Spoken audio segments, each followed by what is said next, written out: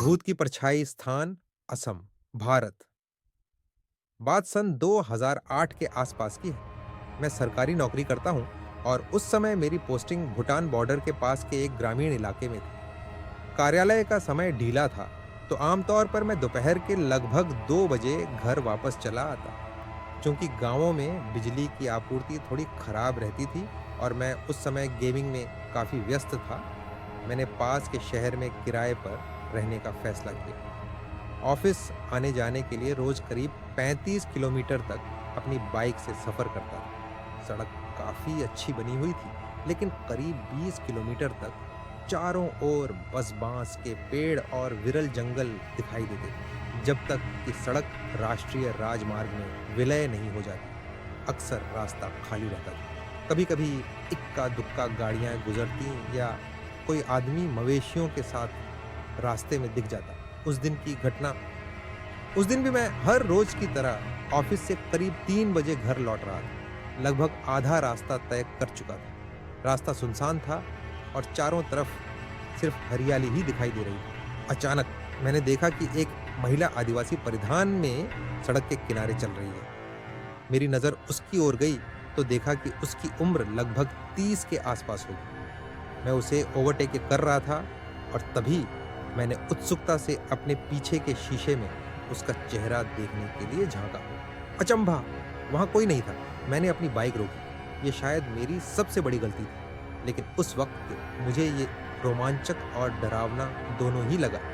दिन का उजाला था तो डर कम ही लग रहा था। मन में जिज्ञासा थी कि देखूं वह आखिर कहाँ गई। चारों ओर सिर्फ बांस के पेड़ थे और कोई घर भी नहीं था जहां वह जा सकते थे। कुछ पल इंतजार किया और फिर आखिरकार आगे बढ़ने का फैसला किया। रात का डर शाम का समय गेमिंग और खाने में बीत गया। कोई असामान्य बात नहीं हुई। मैं रात को करीब 1 बजे सोने चला गया, लेकिन लगभग 3 बजे मुझे अचानक किसी अजीब और गहरे डर का एहसास हुआ। मेरी आंखें खुली, पर शरीर हिल नहीं पा रहा था। मुझे लगा शायद ये नींद का पक्षाघात है, जो पहले भी कई बार हो चुका था।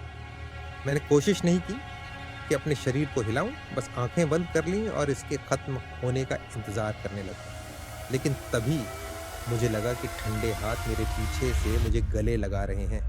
ठंड धीरे धीरे पूरे शरीर में फैलने लगी। अब मैं सचमुच घबरा गया था। इससे पहले मेरे किसी भी स्लीप पैरालिसिस में भूतिया अनुभव नहीं हुआ था। इस डरावनी स्थिति में मैं चिल्ला पड़ा, कौन है? कुछ पल बाद एक महिला की धीमी कोमल आवाज सुनाई दी, तुम मुझे नहीं जानते, मेरे नाम का तुम क्या करोगे? मैं स्तब्ध था। कृपया मुझे अकेला छोड़ दो, मैंने गिड़गिड़ाते हुए कहा। उसने कहा, मैं तुम्हें छोड़कर नहीं जाऊंगी, हमेशा तुम्हारे साथ रहूंगी। क्यों?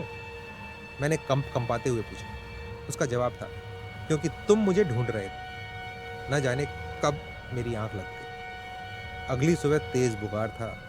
मैंने ऑफिस नहीं जाने का फैसला किया।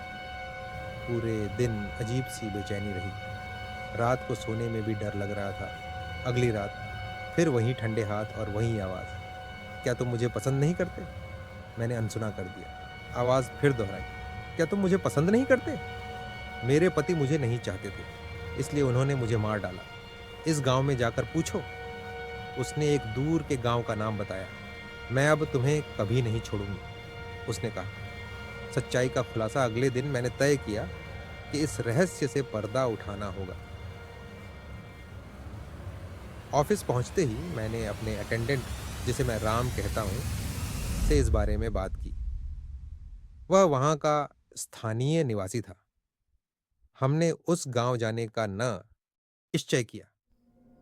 गांव के चाय की दुकान के मालिक से बात की। उसने बताया कि उस गांव में एक लकड़हारे की पत्नी कुछ समय पहले फांसी लगाकर मर गई थी। लोग कहते थे कि उनके बीच झगड़े होते थे और वह शादी के बाद भी गर्भवती नहीं हो पा रही थी। अब मेरे सारे सवालों का जवाब मिल चुका था। राम मुझे एक तांत्रिक के पास ले गया। मैंने पूरी बात उसे बताई। उसने कहा कि मुझे उस जगह पर रुकना ही नहीं चाहिए था। ऐसे लोग जो अपनी मौत के बाद अशांत हो जाते हैं, वे अक्सर अनजान लोगों को अपना शिकार बना लेते हैं। तांत्रिक ने मेरे लिए एक पूजा की और राख दी। उसने मुझे इसे